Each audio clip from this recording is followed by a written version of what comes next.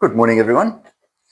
Today, one of the lesser known saints, I suppose, Saint Josephat, um, lived between the mid 16th century, around 1580 to 1623, the turn of the century, 16th century.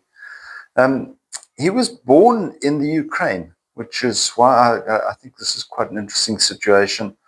Ukraine, obviously, quite topical for us these days.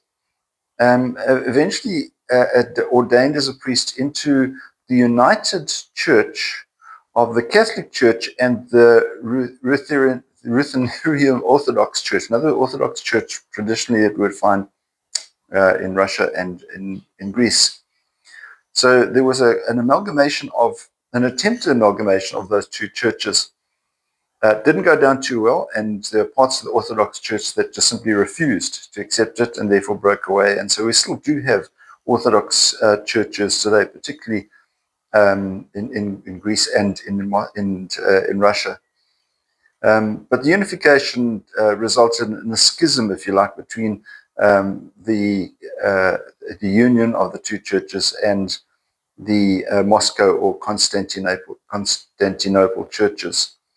Um, Unfortunately, Josephat's teaching of trying to get everybody together didn't go down terribly well, and he ended up being murdered by Orthodox supporters, and therefore he was martyred for his belief, and that is why we find him so important.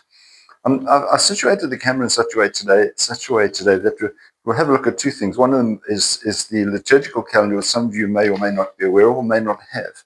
Father was recently announcing that we did have some available in the church for next year. And the liturgical calendar is quite useful in that it tells us what the readings are for the day.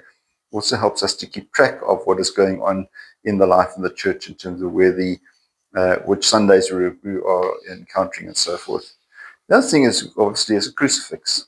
And I wonder how many of us have remembered to put a crucifix up in our homes. And many people like St. Josephat to actually wear it proudly, sort of say, well, not necessarily literally, but to say, I am a follower of Jesus Christ. So it's people who walk into your home will immediately see an image which reminds them that they're walking into a Catholic home.